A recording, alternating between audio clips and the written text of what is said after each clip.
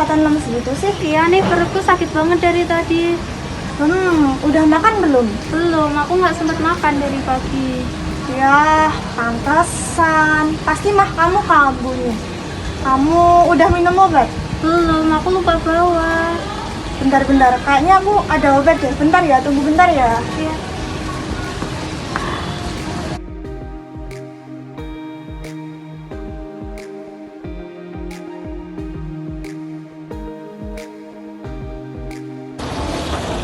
Bentar ya.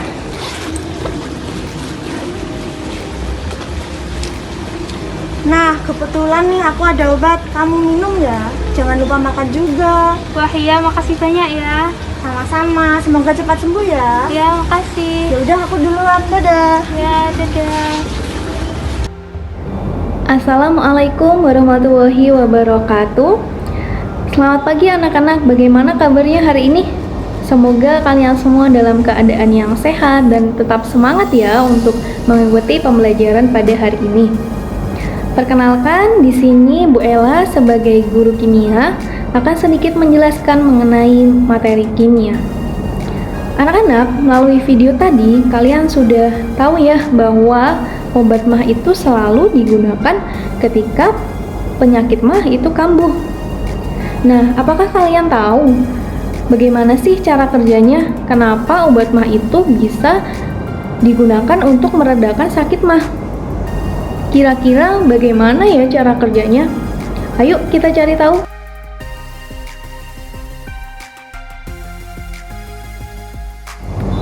Sakit MAH adalah perasaan yang tidak enak yang biasanya membuat perut kita terasa nyeri. Adakah dari kalian semua yang pernah merasakannya? Mungkin beberapa dari kalian pernah merasakannya ya. Pasti nggak enak kan rasanya? Ya, jadi biasanya sakit MAH itu kambuh ketika kita mengkonsumsi makanan tertentu, atau bisa jadi karena kita terlambat makan, atau justru malah karena kekenyangan. Jadi penyebab itu dapat memicu sakit MAH itu kambuh. Kemudian rasa nyeri yang terjadi itu karena adanya kandungan asam dalam lambung kita yang berlebih. Jadi jumlah asam dalam lambung kita melebihi jumlah pada saat biasanya, melebihi jumlah normal, sehingga asam tersebut akan menyebabkan peradangan yang membuat perut kita terasa nyeri. Nah, biasanya orang akan mengkonsumsi obat MAH dan kemudian setelah itu, selang berapa lama, perasaan sakit itu akan segera mereda. Perut kita akan terasa lebih mendingan setelah mengkonsumsi obat MAH. Nah, bagaimana sih kok bisa kayak gitu? Apakah kalian tahu apa sih yang terkandung dalam obat MAH sehingga bisa dengan ampuh dapat mengatasi sakit MAH? Jadi, obat MAH itu merupakan obat antasida yang memiliki kandungan magnesium hidroksida yang bersifat basa. Kemudian dari sifat basa itu akan menetralkan asam yang berlebih dalam lambung kita. Jadi, asam berlebih dalam lambung akan segera dinetralkan oleh basa yang terdapat dalam obat MAH, sehingga rasa sakit tadi akan segera menghilang, akan segera berkurang. Magnesium hidroksida pada obat MAH biasanya kita konsumsi secara oral, biasanya dalam bentuk tablet atau bisa saja dalam bentuk cair. Jadi, cara kerja obat MAH untuk menyembuhkan sakit MAH adalah dengan menggunakan prinsip penetralan reaksi asam basa. Kemudian, bagaimana sih cara penulisan reaksinya? Yuk, kita simak lagi.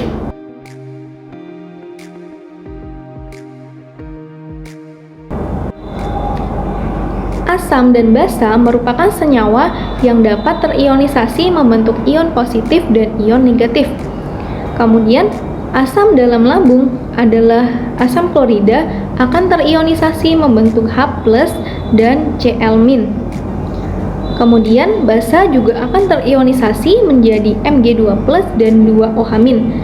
Kemudian, ion positif akan bereaksi dengan ion negatif membentuk senyawa. Jadi, H+ pada HCl akan bereaksi dengan OH- pada basa, membentuk H2O.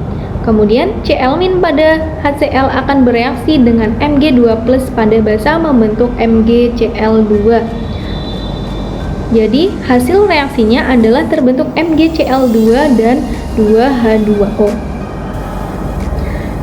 Setelah kita mengetahui reaksi penetralan dari obat mah tadi, bagaimana ya kira-kira reaksi penetralan asam dan basa yang lain? Misalnya asam itu kita sebut aku dan basa itu kita sebut kamu. Bagaimana sih reaksi antara aku dan kamu? Yuk kita simak lagi berikutnya.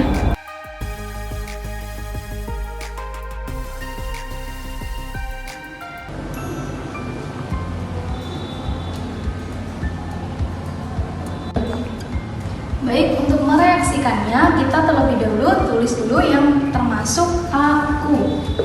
Aku itu adalah asam. Kemudian kita tulis juga yang termasuk kamu. Kamu itu adalah basa.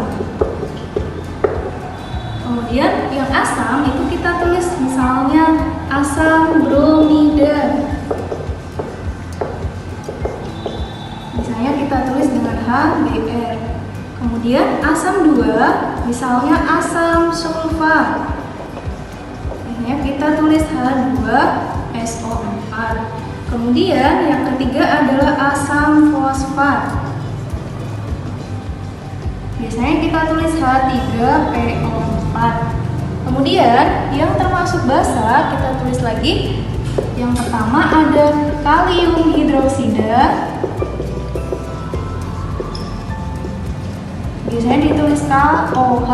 Kemudian yang kedua ada barium hidroksida atau biasanya disebut BaOH 2 kali. Kemudian yang ketiga ada aluminium hidroksida.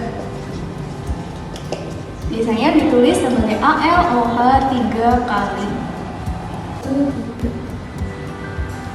Yang pertama, reaksi antara asam bromida atau HBr dengan basa 1 tadi ada kalium hidroksida atau KOH. Ini ya.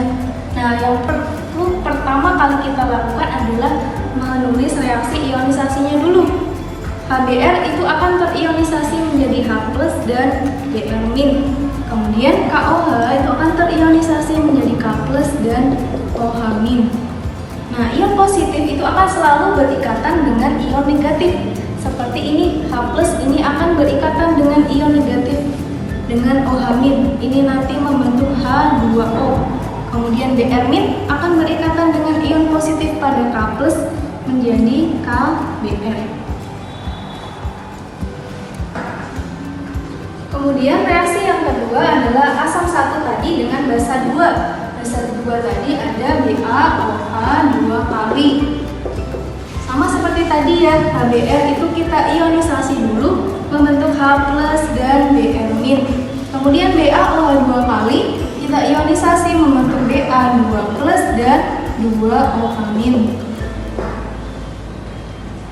Ion negatif berikatan dengan ion positif membentuk BaBr 2 kali. Kemudian H2O kita samakan dulu jumlahnya, karena OH- ini sama dengan jumlahnya 2, maka H+ juga kita kali 2. Jadi jumlahnya adalah 2H2O. Kemudian selanjutnya reaksi yang ketiga adalah asam 1 dengan basa 3. Yang tadi ada AlOH 3 kali. Kita ionisasi menjadi Al3+ dan 3OH-. Kemudian HBr sama seperti tadi ya, menjadi H+ dan Br-. Ion negatif berikatan dengan ion positif membentuk AlBr3. Kita samakan muatannya karena ini 3+, jadi muatan negatif di sini kita kali 3 biar hasilnya netral. Menjadi AlBr3 ditambah dengan 3OH- berikatan dengan H+. H+ ini juga perlu kita kali 3 untuk menyamakan muatannya. Sehingga hasilnya adalah AlBr3 dan 3H2O. Nah, demikian tadi reaksi antara asam dan basa. Kemudian untuk reaksi asam 2 dan basa 1, 2, 3 atau asam 3 dengan basa 1, 2, 3, kalian bisa mencobanya sendiri ya di rumah. Silahkan mencoba untuk latihannya.